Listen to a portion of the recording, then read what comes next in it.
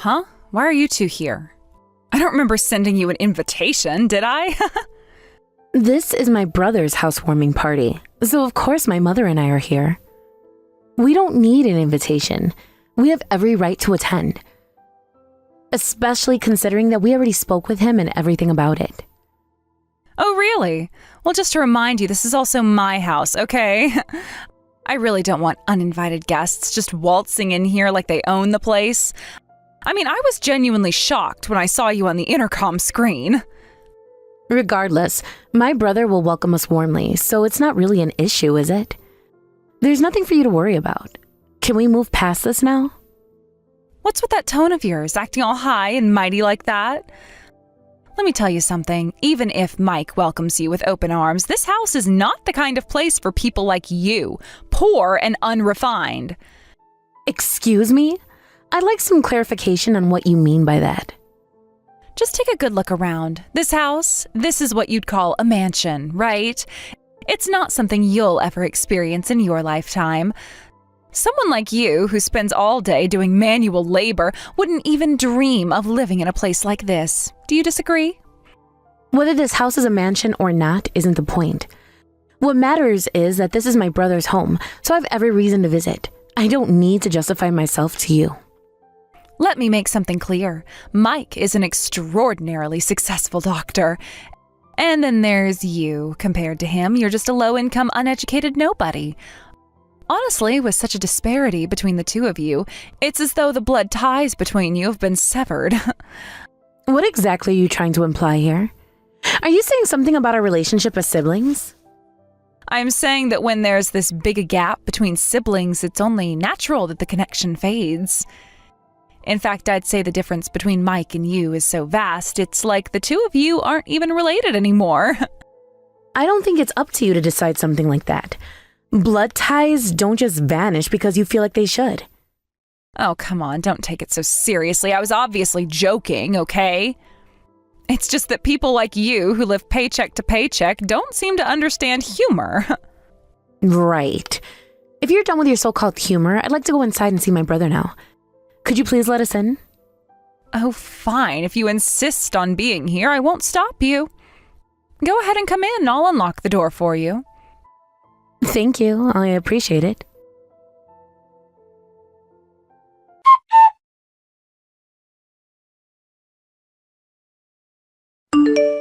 Sammy, what exactly is the meaning of this? Huh? What do you mean? This is our housewarming party, of course. We've prepared a lovely feast. Oh, but unfortunately, we don't have seats for the two of you, so please feel free to use the balcony. I see. So this is how you decided to treat us, by making such a petty gesture? Well, it can't be helped, can it? There really aren't any seats left. But you know, our house is a mansion, and even the balcony is stunningly beautiful. I think the winter night sky is breathtaking, and I highly recommend it. Oh, I'll lock the balcony door to help you focus on enjoying the view. That's fine, we'll just leave. Oh, is that so? Goodbye then. And once you've realized your place, please don't bother coming here ever again. By the way, what exactly are you going to tell Mike about why we left? Oh, I'll just come up with some excuse.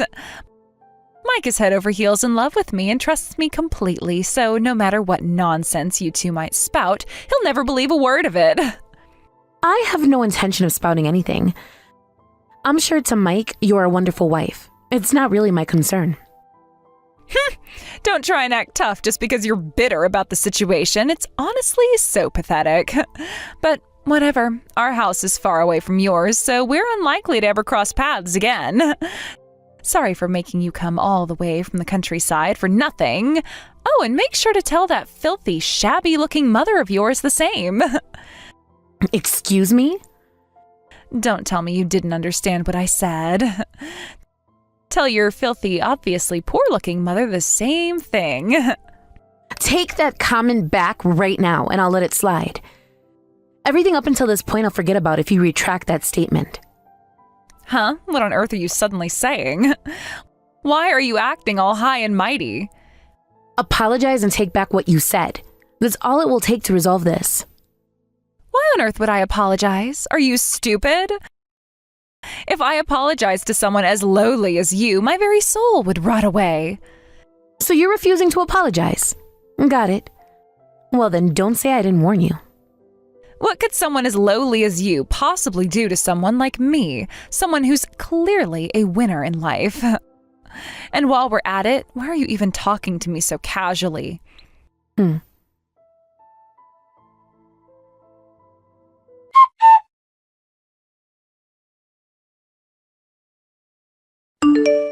Hey, pick up the phone already. I've been calling you over and over again. Oh, sorry, I didn't hear it ringing. The noise around here is kind of loud right now. Wait, what? 300 calls? That's insane!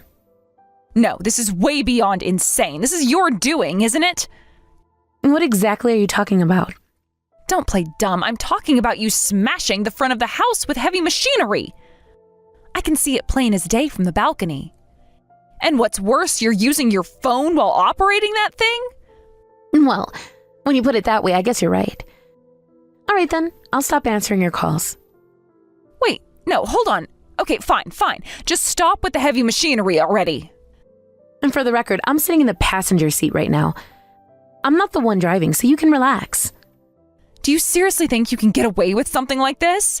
This isn't some joke you can just laugh off. Oh, don't worry. I have no intention of treating this as a joke. What the? I don't even know what to say to that. What the hell is wrong with you?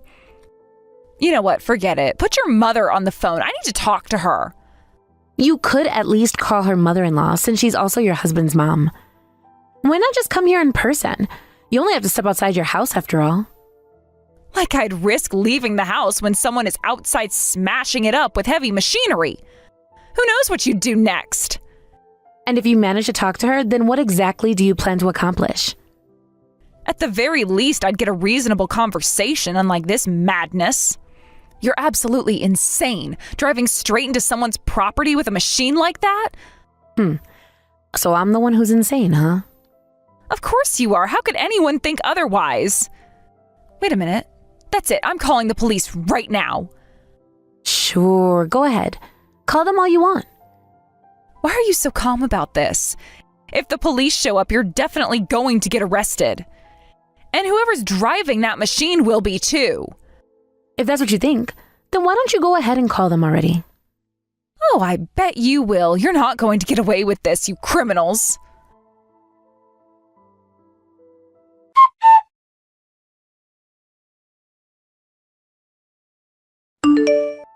Looks like the police have arrived. Serves you right. I hope they slap handcuffs on you and drag you away. You'd better look forward to paying a hefty amount in damages and compensation.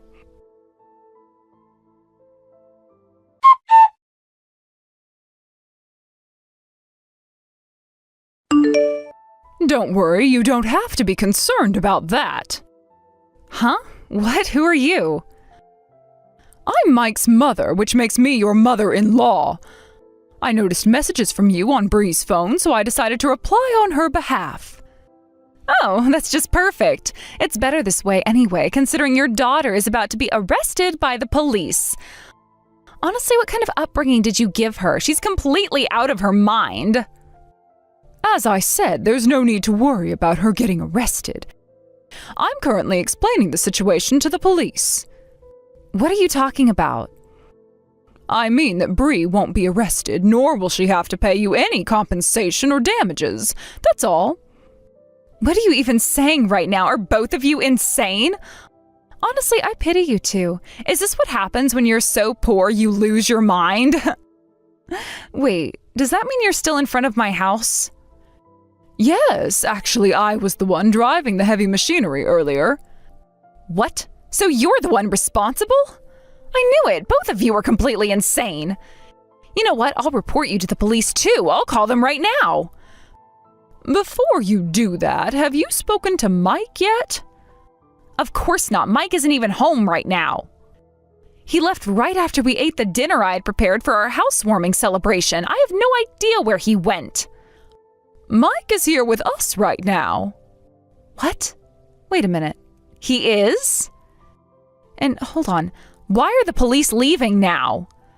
It seems they've finally understood the situation. What a waste of time that was. Well, then I'll be resuming our work now. Wait, no, hold on. Why isn't Mike stopping you from doing this? Because we're doing this with his permission. What? This is Mike's private property. There are no neighboring houses around, and we have every right to do whatever we want here, even if that means demolishing something. Nobody has the grounds to complain. I don't understand. Why would Mike give you permission for something like this? Do you even know how much effort he put into building this house? Oh, I'm sure Mike understands that perfectly well. That's probably why he wants to tear it down. What are you even saying? None of this makes any sense. Whatever, I'll just call Mike and confirm everything myself.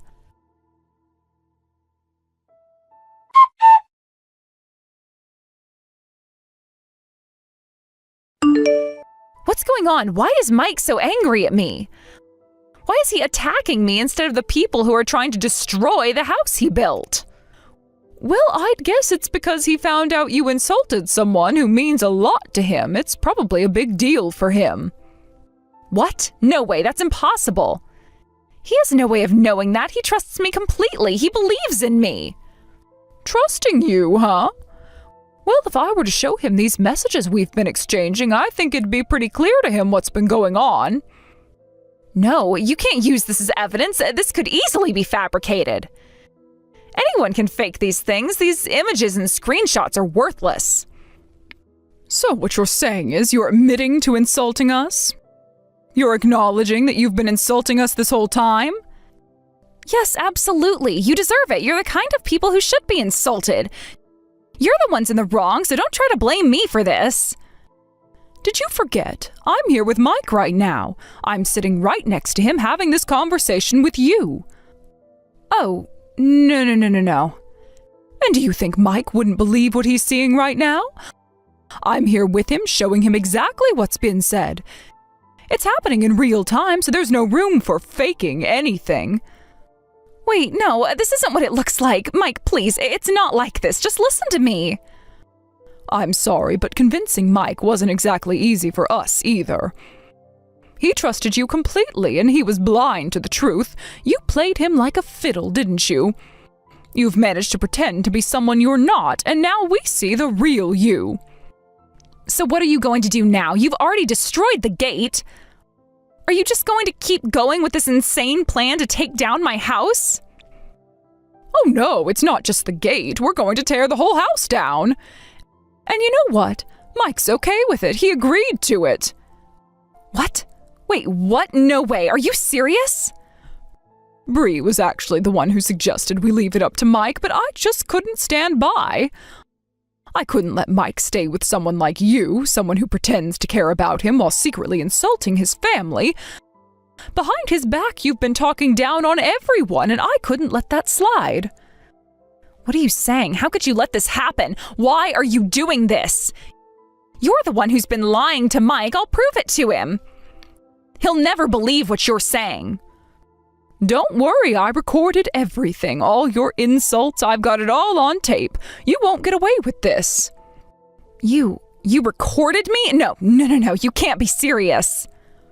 I didn't stop there. I also told Mike that you only married him for his status, his wealth. That was your real intention all along, wasn't it?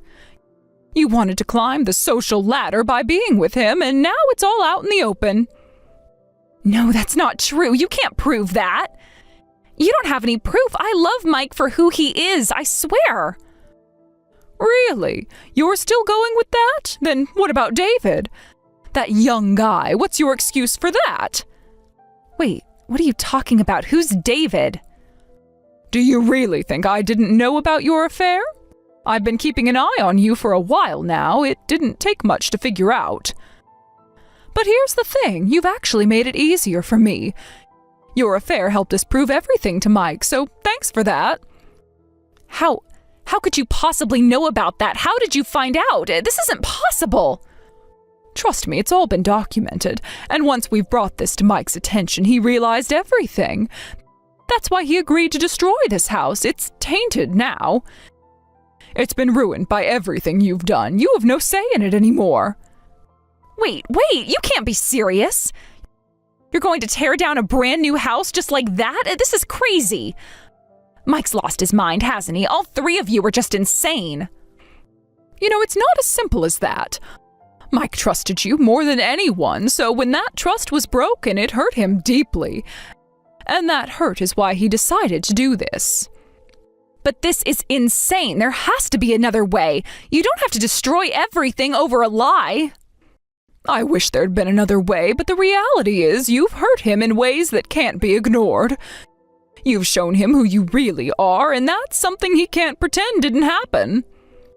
Let me talk to Bree. Out of all of you, she seems like the only one who might make sense. She's probably the only reasonable person here. Go ahead, try to get in touch with her. I'm sure she'll have some things to say to you. I can't believe this is happening. My whole world is falling apart right now. This is a nightmare.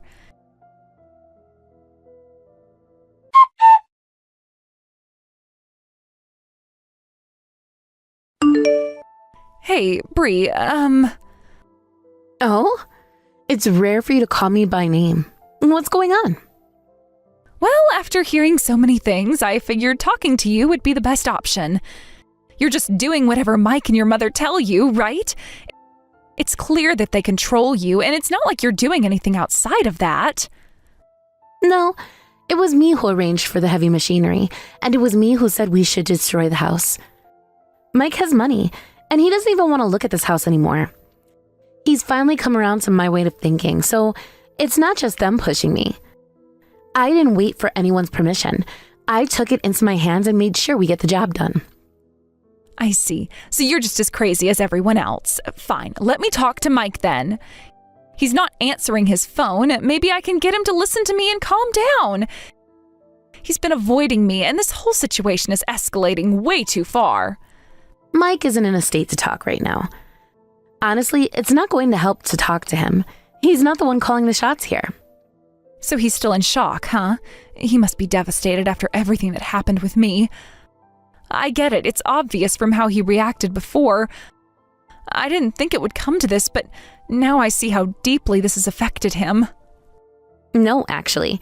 He's jumping for joy as he watches the gate get torn down. He's thrilled, honestly. It's like a weight's been lifted off of him, watching this house fall apart. It seems like he finds satisfaction in destroying something that was supposed to be perfect, something that he worked hard for. What? It seems like he gets some satisfaction from watching something that's newly built get destroyed. The whole thing just seems to be an outlet for him. Maybe it's a way of letting off steam after everything else that's been building up. Honestly, it's surprising, but also, it's not the worst thing to happen right now. I see. So I've ended up marrying into a completely dysfunctional family. It's so messed up. All of this, every single thing we're doing now is way beyond normal. It's so much worse than I ever imagined. How did I get myself into this mess? It wouldn't matter if it were us or anyone else. If you were involved with anyone, this is how it would turn out. This is the result of your own choices. If you had listened and stopped acting out of line, none of this would have happened. But here we are, and I'm not the one to blame. No way. I am the only one in the world experiencing this situation. And it is all your fault for starting this mess with the heavy machinery to destroy the house. You're the one who took this too far. You gave the order, and now everything is spiraling out of control. You have ruined everything. I was just thinking about walking into the house with a wooden sword and giving you a good beating. Would that have been better? You want to fight, you got one. I was so ready to take matters into my own hands before things got really out of hand. Wait. Anyone who insults my mother, I don't plan on letting them walk away unharmed. You're not going to get away with this. If you think you can just do whatever you want and get away with it, think again. I've had enough. Wait, what? You're just joking, right? I'm dead serious. But you know, my mom said, the pain from a punch will fade in a few days, so it's boring. So, I decided to destroy the thing you care about most. You've been flaunting this house in front of us for so long, haven't you? It's the perfect way to hurt you. If you can't learn your lesson from this, then nothing else will get through to you. Your way of thinking is way too messed up. And on top of that, once you lose Mike's trust, you'll have nothing left. A little injury can heal with time, but the things you lose, no matter how much time passes, you can't get those back. You've already lost so much, and this is just the beginning of what's coming. Did I do something so terrible to deserve this kind of punishment? I just mocked you a little, didn't I? It's not that bad. I don't understand how things could have gotten this out of control. I was just having fun, and now look where it's gone. This is madness. Insulting my mother in front of me is a serious crime. My mom raised me on her own, and I respect and appreciate her more than anyone else. Mike feels the same way. He owes everything to her. It was her earnings that helped him make something of himself. She worked so hard for us. Just thinking about it makes me want to cry. It's not just about what she's done for me, but for all of us. She's the reason we're here today. I get that you guys care about your mom, but honestly, she's really something else. That's exactly why I love her. When I went off the rails, my mom didn't get angry at me. Instead, she gave me a wooden sword as a gift. With that sword as my trademark, I became the leader of the local girls in our area, but I guess that's not important. It sounds crazy, but this was my reality, and it's still something I carry with me to this day. So about that wooden sword you had earlier. Yes, it's the one my mom gave me. By the way, I never used it to hit anyone. I've always told myself I'll use it when I meet someone I can't forgive in life. If I come across someone who truly deserves it, I won't hesitate. I've been patient until now, but things are changing. You may just be the person who pushes me to that point. Does that mean I'm the one you're going to use it on? Where I'm from, nobody ever talked down to us. Mike's position kept me from doing anything until now, but I can't hold back anymore. You pushed me to this point, and now there's no going back. Wait, please, forgive me. Please don't hit me. You don't deserve to have the sacred wooden sword swung at you. I don't want to commit any unnecessary sins either. I want to avoid violence, but you've left me with no other choice. If you don't listen to reason, this is where we end up. I'm thankful you won't hit me, but you know, when I married Mike, I quit my job. I don't have any savings, so how am I supposed to live from now on? What do you expect me to do? I've put everything on the line, and now I'm stuck. I don't know how I'm going to make it. How should I know? Why don't you try living the lowly life you've mocked for so long? Of course, someone like you probably can't handle it though. You think you can just walk through life without consequences? This is the reality now. Deal with it. How much longer are you going to keep mocking me? Fine, I'll tell you. My dad is the president of a famous company. If I ask him, I can easily get rid of you. If your daughter is this much of a mess, then I guess your blood ties must be cut off automatically, huh? Don't you dare mock me! Oh, so that's how it's going to be? What did you do? What? What do you mean? Did you get locked out on the balcony? You know exactly what you did. You locked the door from behind, didn't you? Open it now! You're the one who said the lowlife should go to the balcony, right? Well, that's where you belong now, since you're about to become one.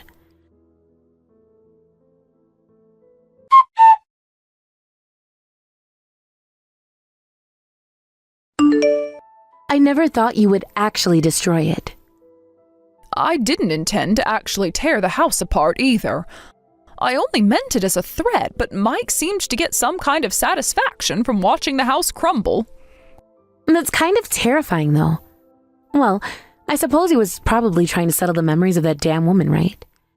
Anyway, Mom, I really appreciate what you did this time.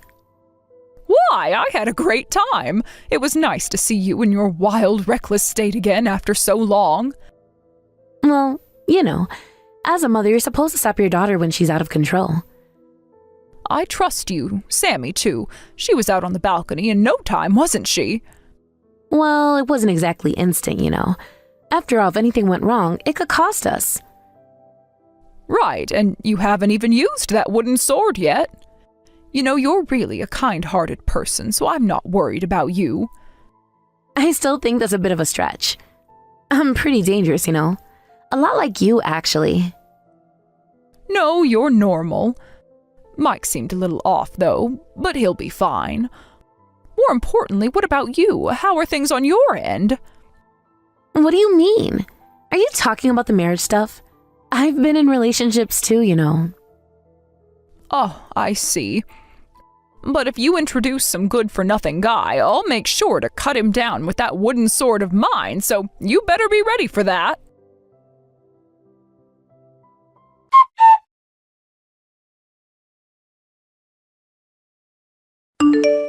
Sammy went through a divorce from Mike. It wasn't just a simple breakup. The situation was complicated and messy, to say the least. Sammy had gathered undeniable evidence of Mike's infidelity, and it had led to a court ruling that ordered him to pay alimony.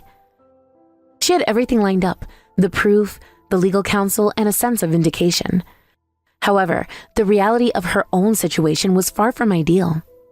Sammy, who had relied on her husband for financial stability and indulged in a life of luxury, found herself in an even worse predicament. The divorce had left her without a job, without any form of income, and with a lifestyle that was unsustainable without Mike's financial support. She was accustomed to the high life, designer clothes, lavish vacations, and expensive taste. But once that was gone, it became clear just how much she had been living beyond her means. In addition to the alimony, Sammy found herself burdened with enormous debts. She had accumulated millions of dollars in debt, which included not only the alimony payments, but also the lifestyle expenses that she had been running up during the marriage. It wasn't just a few $1,000s here and there. It was a staggering amount. Living a life based on spending without any regard for savings or long-term planning had caught up with her. There was no immediate way out, no solution in sight. Sammy had no choice but to turn to her parents for help. However, relying on her parents wasn't going to be the easy fix she might have expected.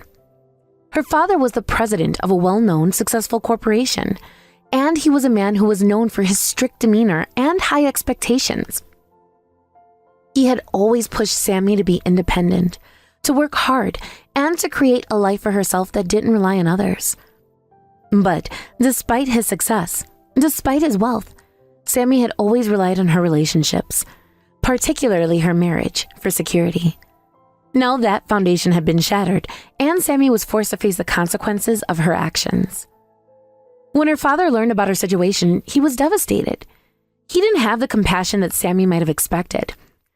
Instead of offering comfort or financial support, he was deeply disappointed in her choices.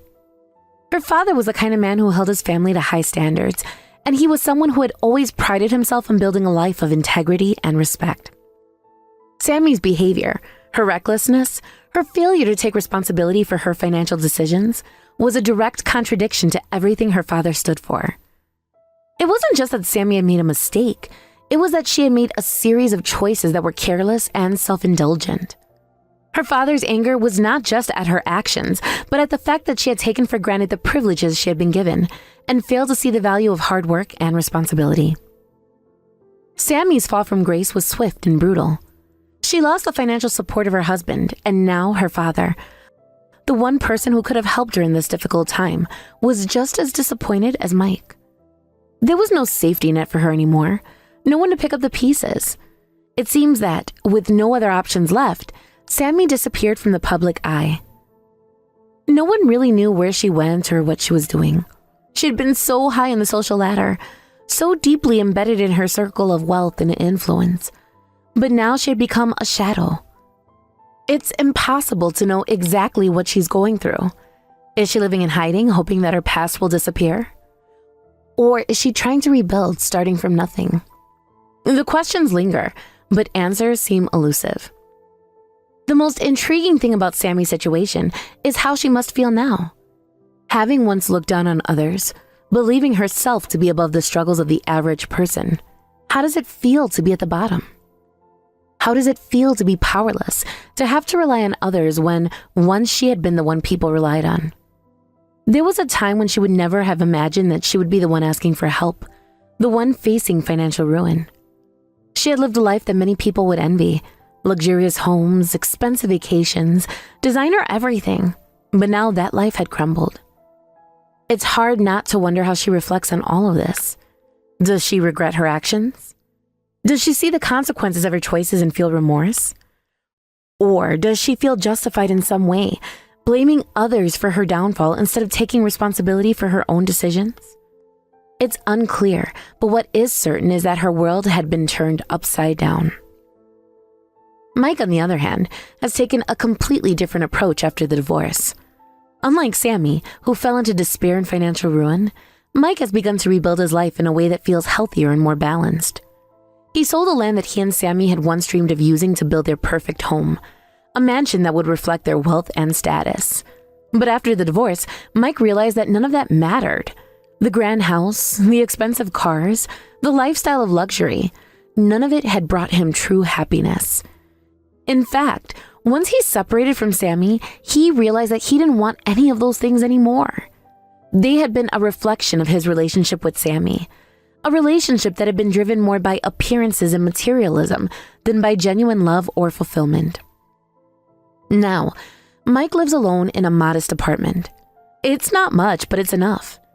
He's no longer interested in chasing the superficial aspects of life. The fancy clothes, the luxurious vacations, and the glamorous parties all seem meaningless now. What he values is his work, his career, and his personal growth. He has returned to his practice as a doctor, dedicating himself to his patients and his profession. His life has become more focused, more purposeful, and while it may not be as extravagant as it once was, it's far more fulfilling. Mike has come to realize that happiness doesn't come from material wealth or living in excess. It comes from within, from feeling a sense of purpose and contributing to the lives of others. This realization has given him a peace that he had never known before, and he's slowly started to rebuild his life, not based on what others expect of him, but on what truly matters to him.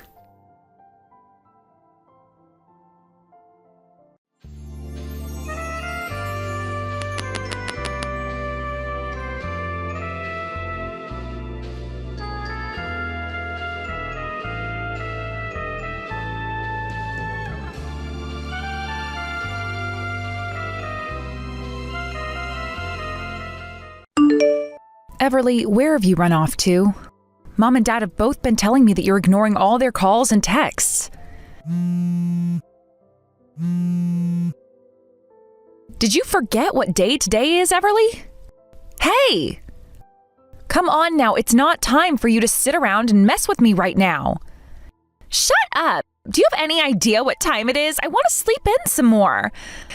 I had a very long night last night, and I am not going to be woken up by some nagging woman. You know what time it is? It's almost 2 p.m. now. And you have to go and meet with someone at 14 o'clock, right? So get out of bed and go. I have to meet with someone?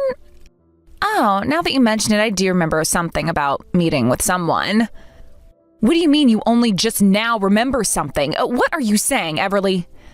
You were the one who wanted us to set you up with someone who you could potentially date. So Mom and Dad have been doing all they can to find you someone who wouldn't mind meeting you, right?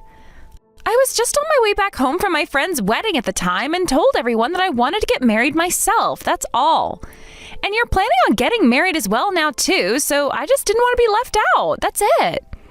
But you kept on pestering Dad about setting you up with someone, so he went out of his way to get you a date with the son of one of his customer CEOs. Right? And about that, if I'm going to get married, I want it to be with someone who has loads of money, which that guy totally has, but have you seen the pictures of him? The pictures of the guy Dad set me up with? I did have a look at his picture once. So you think I want to marry some fat guy like that? What? I want to be with someone who actually cares about his health and figure a bit more than that guy. You know I like my men thin and handsome, right? No matter how much money the guy has, if he's not good looking to me, then I don't want him. You don't want him? Did you ever tell Mom and Dad that then? Well, it's already too late to tell them now. Telling them both about this now would not change the fact that the plans are already made. Hold on a second.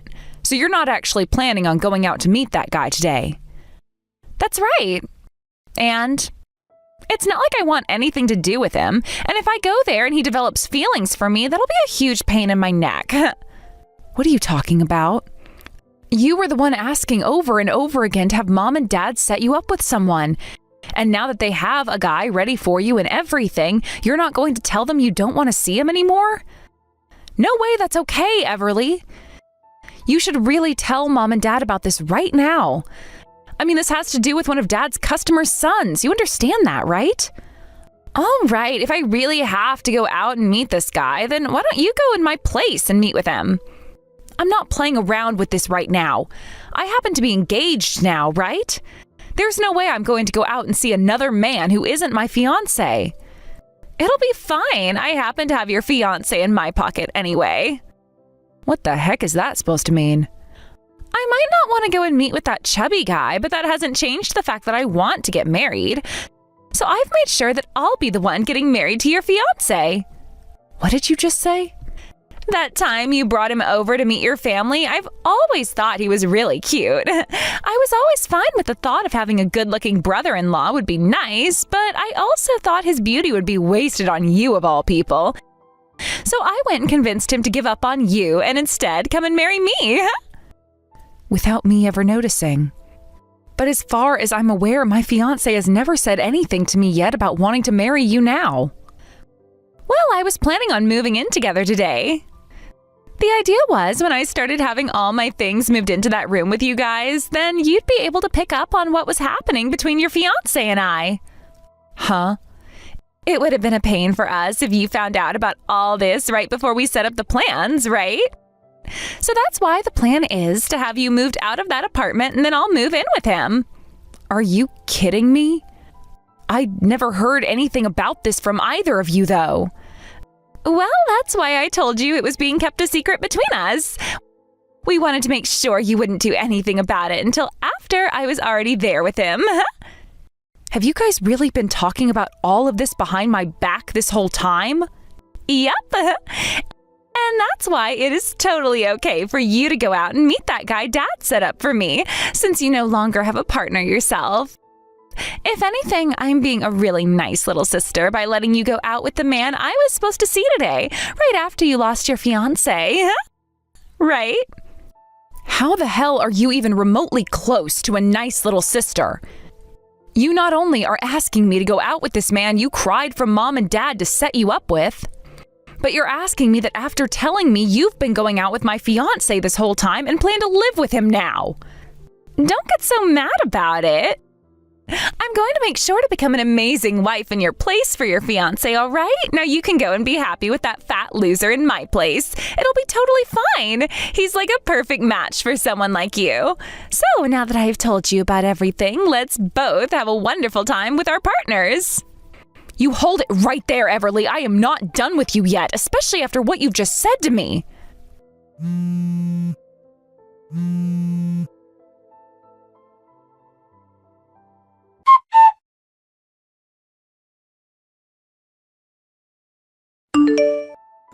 I'm sure you've already heard everything from Everly now.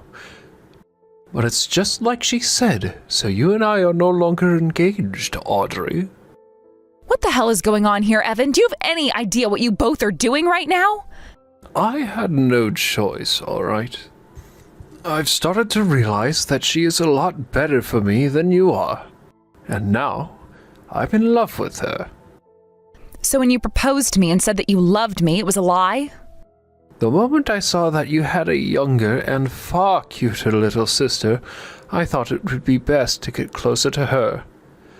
So that's why I proposed to you, and had us get reservations at that expensive restaurant in order to see her while meeting your parents. I cannot believe you. You and I went through with getting a whole wedding ready for us.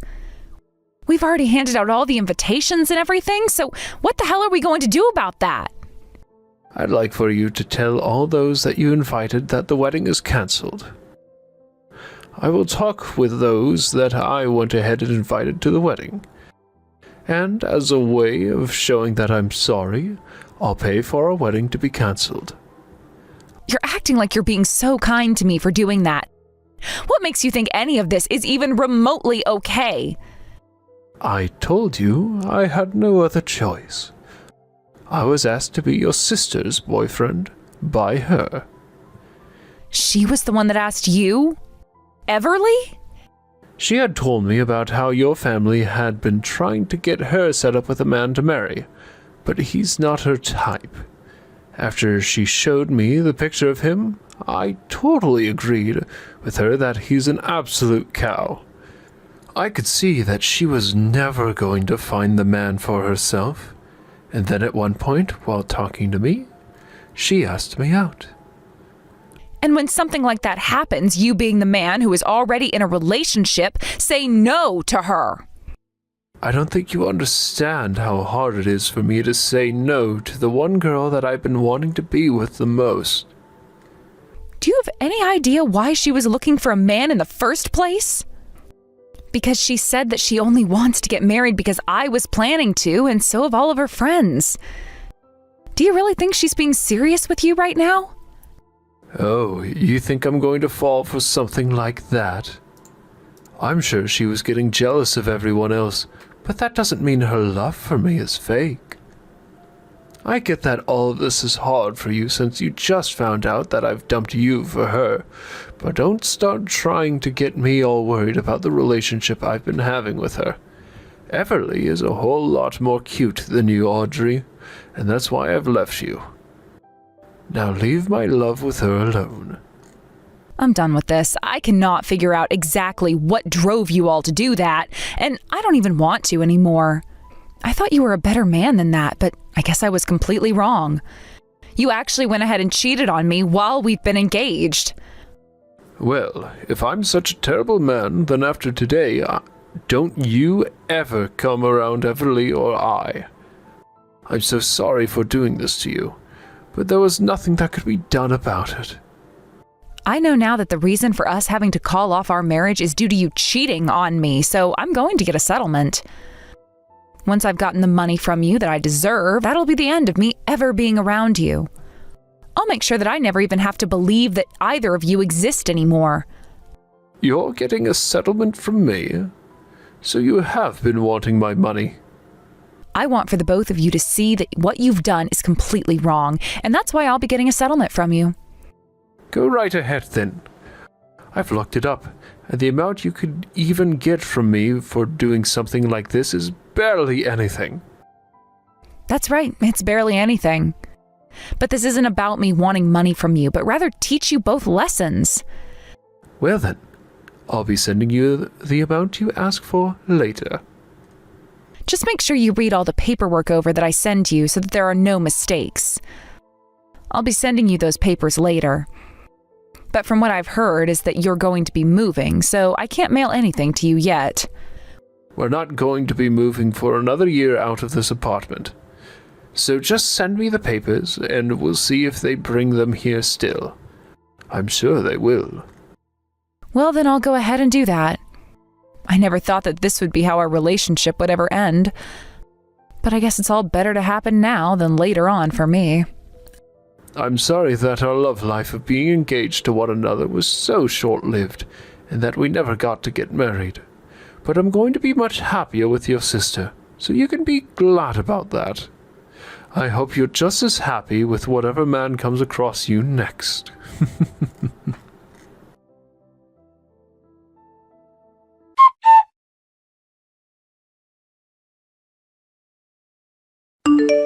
Audrey, long time no see. Are you still having a good time living as a single woman? I'm so sorry about stealing your fiancé from you right as you both were going to get married. And what do you want from me now? So, I guess you never did end up blocking me then. Perfect. I happen to have 3 things to tell you, so that's why I decided to text you. 3 things? The first one is that Evan ended up quitting his job, and from there he started his own company, which he is now running as the CEO. That's really great to hear. Now for the second piece of news. I'm pregnant. That is also great to hear. This isn't the kind of reaction I was hoping to get from you. A little dry, I think. Did you not just hear me say that you're going to have a niece or nephew now? And this means that Mom and Dad will be getting their first grandbaby. You should be way more excited for me. I'm not excited about any of it, but I'll congratulate you. So what's this third piece of news you have. I plan on coming home to Mom and Dad's to have my baby there. What? You're coming back to have your baby at Mom and Dad's? So you're actually coming back? From what Evan has told me, his company is completely based online, which means he can do his work from anywhere in the world. So because of that, the two of us can go back to Mom and Dad's place, and we're both thinking of living with them long term. 3 years ago, I really thought that you were one hell of a crazy sister. But even now, you're proving to me that you're still frickin' crazy. Well, my husband is building this business of his up, so he needs all the money he can get, right? It would be a waste to put our money into our house, so it's much better to just move back home with Mom and Dad. Then we'll have all the money he needs for that company, right? And above saving money, having the baby be around Mom all the time would really help me out a lot. So you plan to have both Mom and Dad be there to help you out?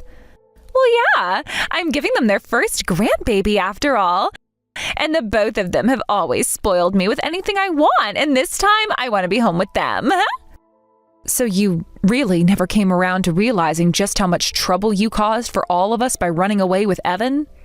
I do think it was a bit wrong that I stole your fiancé from you at the time, but you're also to blame for letting me steal him, right?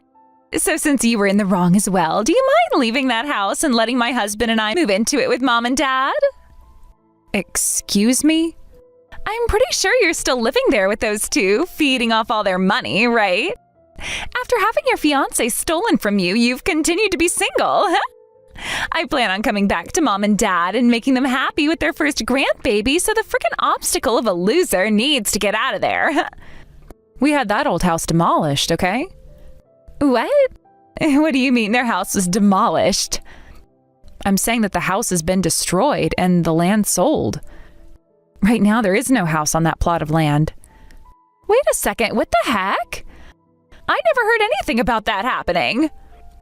But from what I've heard is a realtor company bought the land and are going to build a new house on it. Wait a sec. So you're telling me Mom and Dad's house isn't there anymore? Where the heck am I supposed to go home to now? Actually, where are Mom and Dad right now? Tell me where they went. Dad ended up retiring from his job a little early last year, and with the money from that and the land he sold, he took Mom with him and moved overseas. I think Singapore? They moved to Singapore? Those two have always loved the ocean. So they bought a really cheap house out by the ocean in Singapore and have been living there. Every week those two are sending me pictures of the new life they both have there, and man, does it look awesome. Those two are really happy now. What the heck? I can't just get up and go overseas to be with them. Then where the heck are you? Weren't you living off Mom and Dad at their house all by your lonesome? I had never been living off of Mom and Dad while I was in their house. I just happened to work for a company that was close to that old house. So they let me stay with them for a while as I worked. I had planned to move out of their place for good 3 years ago and stay in that apartment with Luke, but we both know what happened there. And as of right now, I'm living with my new husband. You got married? You, my older sister, got married? And I hear you're going on about how you're giving Mom and Dad their first grandbaby, but I had my first child last year. So Mom and Dad already have a grandbaby now. You had a baby? Oh, you're lying, right? I mean, you lost your fiancé 3 years ago. 3 years. It's only been 3 years since you were thrown away by Evan. And people are always saying that one man's trash is another man's treasure. Now, I'm not saying that the person who threw me away before was anything like a man, but after having been thrown away, I went with Mom and Dad to go and see the man that was set up to go out with you. We wanted to say sorry for you being a no-show, but after we did that, we decided to sit down with him and chat while having lunch together. Don't tell me you're with that ugly fatty. Did you actually marry a freak like that? I don't care that you got thrown away by Evan. You shouldn't go out with someone like that after. But you had recommended to me that I go out with him after you stole Luke from me. Well, I'm just going to show you what he looks like now to clear the air. Who is that? That happens to be my husband holding our daughter. No freaking way. That guy looks nothing like that fat loser in those pictures I was shown. Had I known Dad set me up with a man like that, I would have never canceled on him. He's perfect for me. He happened to get some work done on himself as well as go through some skincare therapy. Also, at the time he was planning on going out with you, he had a lot of stress in his life. But now he's a completely new-looking man. After he'd finished up all of his treatments and therapy, he and I got married, where I've now been treating him to all kinds of healthy foods. Looking at him now, you would never be able to tell he was that man from 3 years ago. But he didn't even stop after all those treatments. Do you want to know why he put on so much muscle? Right after telling him that I was pregnant, he told me he wanted his daughter to look just as good as him, but didn't think he would be able to get his son to be active and healthy. So he started going to the gym 6 days a week and turned himself into a macho man in order to influence our baby. He's a wonderful husband and father. You're lying. I had thought for sure that he was a nobody. And I thought you having a baby with him would bring the birth of one of the most ugly-looking kids in America. Wait, now that I remember, is this the same guy that you and Dad were saying has a father that's a CEO? That's right. And as of right now, he's taking on his dad's position now that his dad is retiring. But that's not all, as right after becoming the CEO, he took his dad's company even further and made it an extra $2 billion this year. So he's not just the son of the CEO that got put into that position, but he actually knows how to run the company? He really is. Where are you living right now, Audrey? We're living in a very secure penthouse. A penthouse? I'm going there right now. I'm going to stay there and have the baby at your place. I believe 3 years ago we made the promise to never come around one another again, right? So it's not going to happen. Well, I'm saying it's fine for us to meet now. So let's bring things back to the way they were in the past and live together in peace again, okay? All right? I don't think you and I were ever living in peace with one another, so I'm not sure what you're talking about. What? What are you talking about? You and I had some of the best times together as sisters, right? You think so?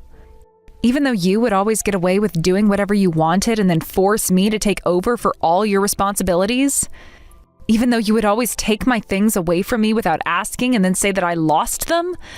I have still not forgotten about how back in high school when I graduated, Dad gave me that really nice watch. But right before I was going to wear it, you took it from me and broke it. Back then, I was just a wild young little girl. No, you were way too old by then to be acting like that. You told me after stealing Luke away from me that I should do my best to be happy with whatever man I found, right? Well, look. I have become very happy with my husband, and we have a house and family and everything. You said that we would both work to become happy, and look where we're at. I am living the best life I can live right now, so you just need to try a little harder to be on my level. Wait, are you not going to help me? You know I don't have to help you, right? But I was planning on having Mom and Dad be the ones to pay for everything I needed and house us. Right now, we don't have any money in our savings. How about you ask Evan's family to help you out then? His parents only ever had one kid, Evan, so this is going to be their first grandbaby, right? Aren't they going to be so happy to have you both living with them? 3 years ago, his parents both cut ties to us. They were both furious with us over having Evan leave you for me. Evan tried so hard to get them to understand us, but they kept telling us to never come back to them again. We can't ask for their help now. So right now, the only person I can rely on is you, Audrey. And you think after what you did to me 3 years ago, you can come back asking me to help? Wild. Well, I'm sorry, but I don't want to deal with you anymore.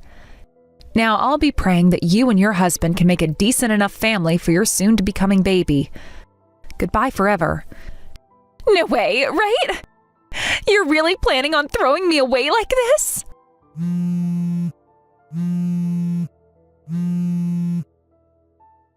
Audrey!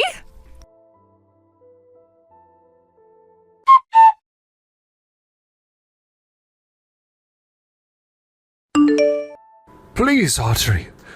Do this for the man you first loved and your little sister. Please help us out.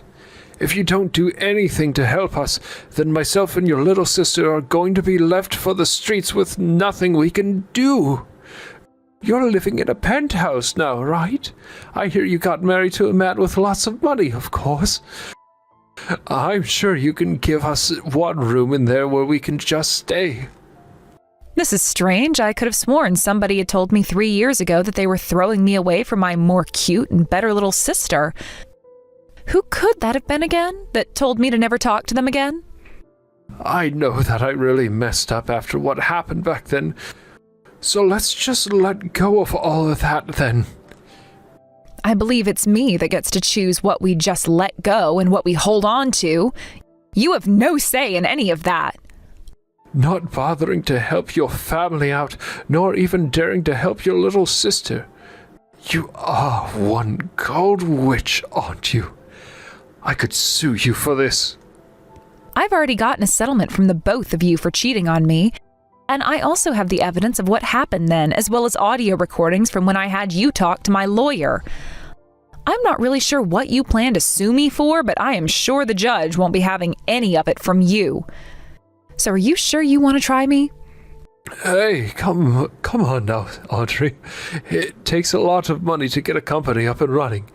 And right now, Everly and I don't have all that much money. Well then, how about before you start up a new company, you actually work for all the money that you'll be needing?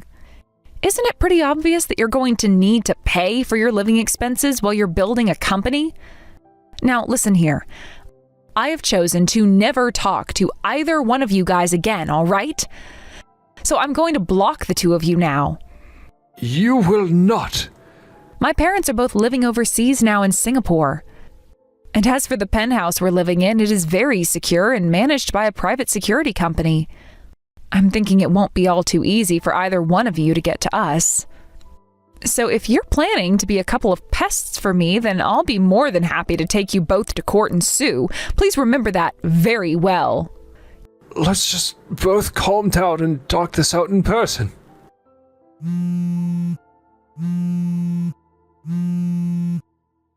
I will literally come to you and get on my hands and knees apologizing for what happened 3 years ago. You are the only person that can help us. You had told me that you would be able to do everything on your own back when you said for me to never come around you both again. So please, be a man of your word and go away. Now, go enjoy that life that you live with my little sister some more.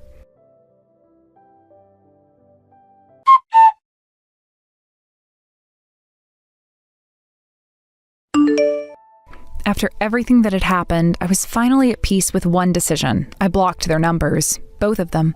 No hesitation, no second thoughts, just the finality of it. I had spent so much time and emotional energy trying to maintain some semblance of a relationship with them, hoping they would change, hoping things would get better. But I'd come to the realization that they never would. They had used me, manipulated me, taken advantage of my kindness. And in return, they gave nothing but empty promises and broken trust. The decision to block them wasn't easy, but it was necessary. It was the only way to fully free myself from their toxic influence. I remember the moment that I hit that block button. There was this brief but overwhelming sense of relief that washed over me. Finally, I wasn't tied to them anymore. I wasn't waiting for their next text or call. I wasn't second-guessing myself every time my phone buzzed, wondering if it would be one of them trying to weasel their way back into my life. This was it. I was done. No more excuses, no more manipulation.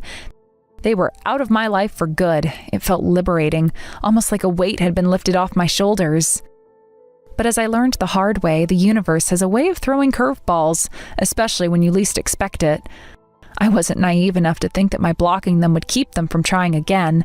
After all, these were the same people who had always found a way to wiggle back into my life when I'd managed to get away from them. They weren't going to just give up because I pressed a button on my phone. They had to find another way to get to me, and that's exactly what they did. It wasn't long before I started hearing whispers about them again, about how they were begging Evan's parents to let them move in. I couldn't believe it at first. I didn't want to believe it. How could they? After everything that had happened between us, after all the hurt they had caused, they thought they could just waltz back into his parents' lives and be welcomed with open arms? It seemed unbelievable. Yet when I heard the story from Evan's mom herself, I had no choice but to accept the reality of it. Evan's parents, kind-hearted people though they were, had always been a bit soft when it came to their son. Despite the mistakes he had made, all the ways he'd hurt people, they still believed in him. They still held on to some hope that he could turn things around, that he could find his way. And I guess that was the reason why they eventually agreed to let him and Everly come back into their home.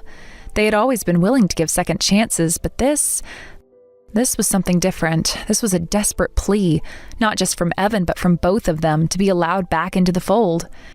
They were essentially begging for another shot at redemption. The way Evan's mom described it, the whole thing was a mix of guilt and desperation.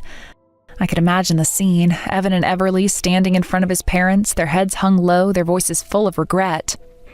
I could see them trying to convince his parents that they had learned their lesson, that they were ready to make things right, that they would finally be the people they had always promised they could be. But deep down, I knew it was all just a facade. They would still be the same people they had always been. They were still manipulative, still selfish, still trying to take advantage of anyone they could. But somehow, against all odds, it worked. His parents, despite knowing better, agreed to let them move in. I don't know if it was out of love or guilt or some combination of both, but the decision was made.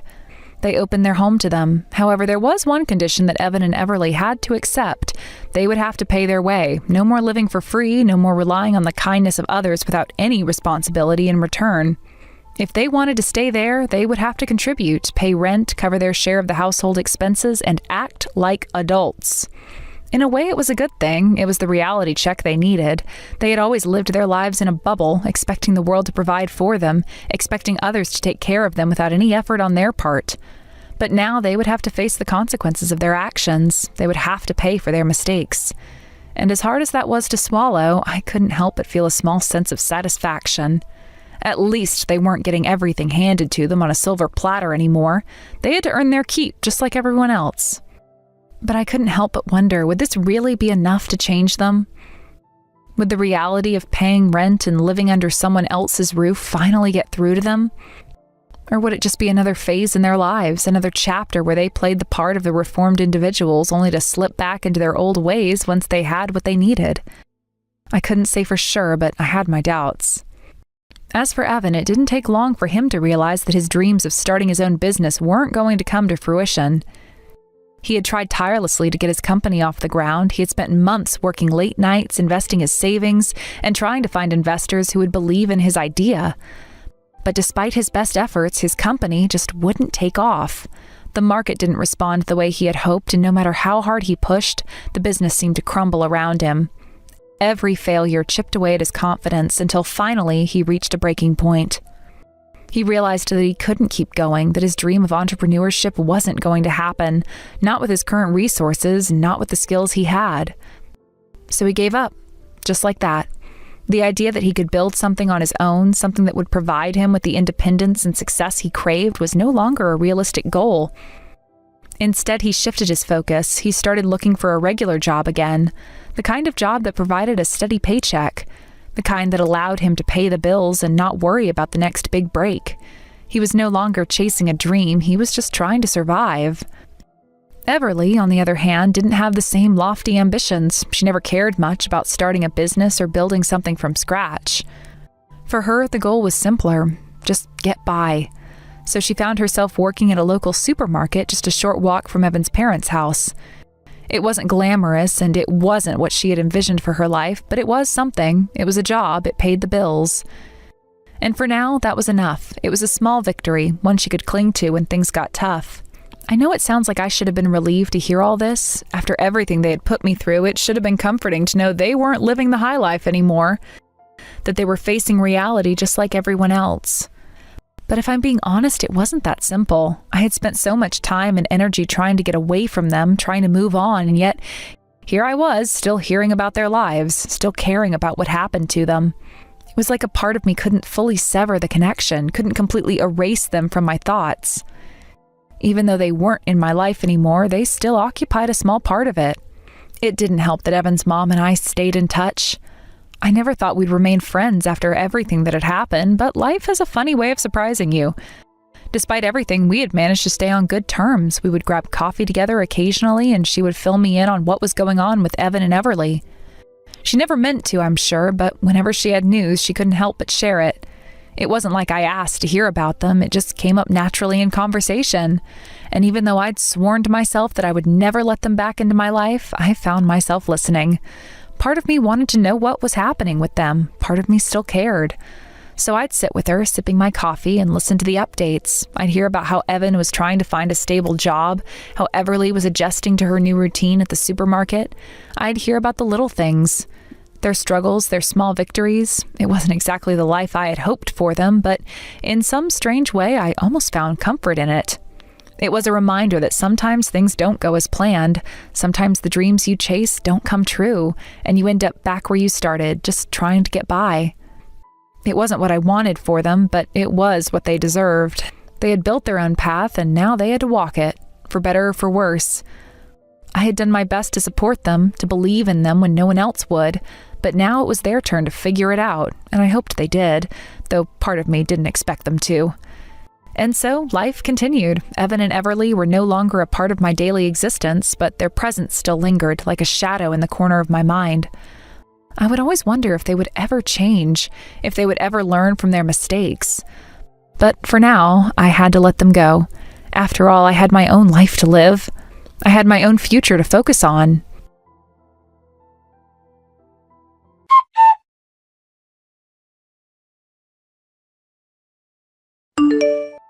After everything that had happened, I was finally at peace with one decision. I blocked their numbers, both of them.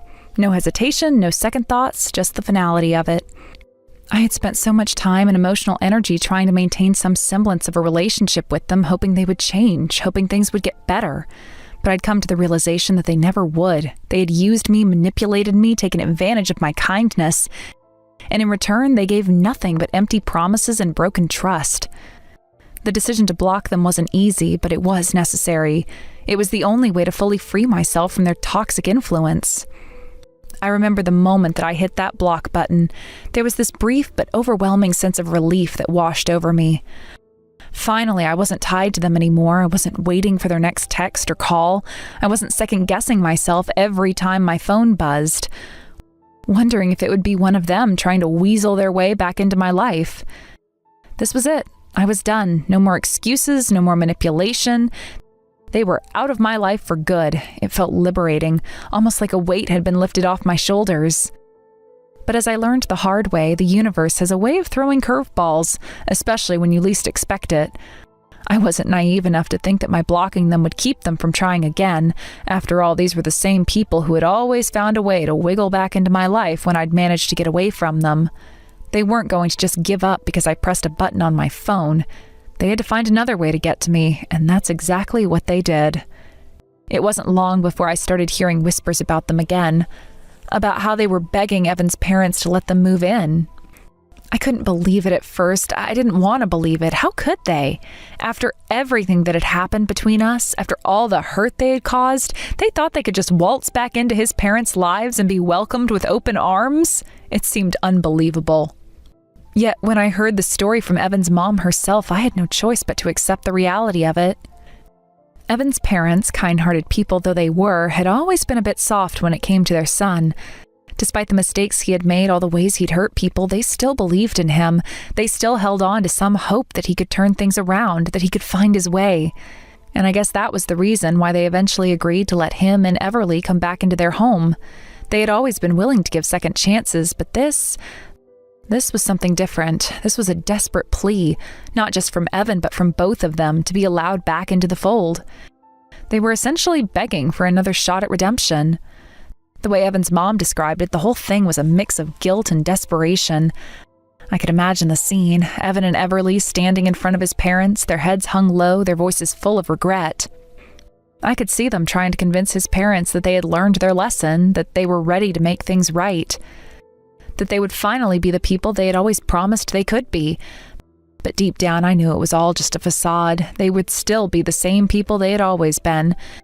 They were still manipulative, still selfish, still trying to take advantage of anyone they could. But somehow, against all odds, it worked. His parents, despite knowing better, agreed to let them move in. I don't know if it was out of love or guilt or some combination of both, but the decision was made. They opened their home to them. However, there was one condition that Evan and Everly had to accept. They would have to pay their way. No more living for free, no more relying on the kindness of others without any responsibility in return. If they wanted to stay there, they would have to contribute, pay rent, cover their share of the household expenses, and act like adults. In a way, it was a good thing. It was the reality check they needed. They had always lived their lives in a bubble, expecting the world to provide for them, expecting others to take care of them without any effort on their part. But now they would have to face the consequences of their actions. They would have to pay for their mistakes. And as hard as that was to swallow, I couldn't help but feel a small sense of satisfaction. At least they weren't getting everything handed to them on a silver platter anymore. They had to earn their keep, just like everyone else. But I couldn't help but wonder, would this really be enough to change them? Would the reality of paying rent and living under someone else's roof finally get through to them? Or would it just be another phase in their lives, another chapter where they played the part of the reformed individuals only to slip back into their old ways once they had what they needed? I couldn't say for sure, but I had my doubts. As for Evan, it didn't take long for him to realize that his dreams of starting his own business weren't going to come to fruition. He had tried tirelessly to get his company off the ground. He had spent months working late nights, investing his savings, and trying to find investors who would believe in his idea. But despite his best efforts, his company just wouldn't take off. The market didn't respond the way he had hoped, and no matter how hard he pushed, the business seemed to crumble around him. Every failure chipped away at his confidence until finally he reached a breaking point. He realized that he couldn't keep going, that his dream of entrepreneurship wasn't going to happen, not with his current resources, not with the skills he had. So he gave up, just like that. The idea that he could build something on his own, something that would provide him with the independence and success he craved, was no longer a realistic goal. Instead, he shifted his focus. He started looking for a regular job again, the kind of job that provided a steady paycheck, the kind that allowed him to pay the bills and not worry about the next big break. He was no longer chasing a dream, he was just trying to survive. Everly, on the other hand, didn't have the same lofty ambitions. She never cared much about starting a business or building something from scratch. For her, the goal was simpler: just get by. So she found herself working at a local supermarket just a short walk from Evan's parents' house. It wasn't glamorous, and it wasn't what she had envisioned for her life, but it was something. It was a job. It paid the bills. And for now, that was enough. It was a small victory, one she could cling to when things got tough. I know it sounds like I should have been relieved to hear all this. After everything they had put me through, it should have been comforting to know they weren't living the high life anymore, that they were facing reality just like everyone else. But if I'm being honest, it wasn't that simple. I had spent so much time and energy trying to get away from them, trying to move on, and yet here I was, still hearing about their lives, still caring about what happened to them. It was like a part of me couldn't fully sever the connection, couldn't completely erase them from my thoughts.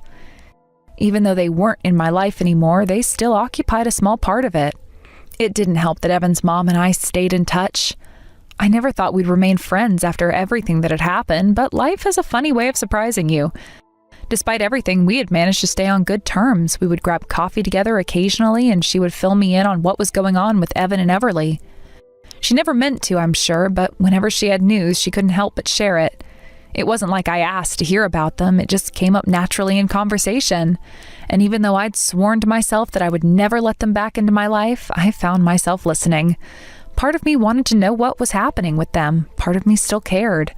So I'd sit with her, sipping my coffee, and listen to the updates. I'd hear about how Evan was trying to find a stable job, how Everly was adjusting to her new routine at the supermarket. I'd hear about the little things. Their struggles, their small victories. It wasn't exactly the life I had hoped for them, but in some strange way, I almost found comfort in it. It was a reminder that sometimes things don't go as planned. Sometimes the dreams you chase don't come true, and you end up back where you started, just trying to get by. It wasn't what I wanted for them, but it was what they deserved. They had built their own path, and now they had to walk it, for better or for worse. I had done my best to support them, to believe in them when no one else would, but now it was their turn to figure it out, and I hoped they did, though part of me didn't expect them to. And so life continued. Evan and Everly were no longer a part of my daily existence, but their presence still lingered like a shadow in the corner of my mind. I would always wonder if they would ever change, if they would ever learn from their mistakes.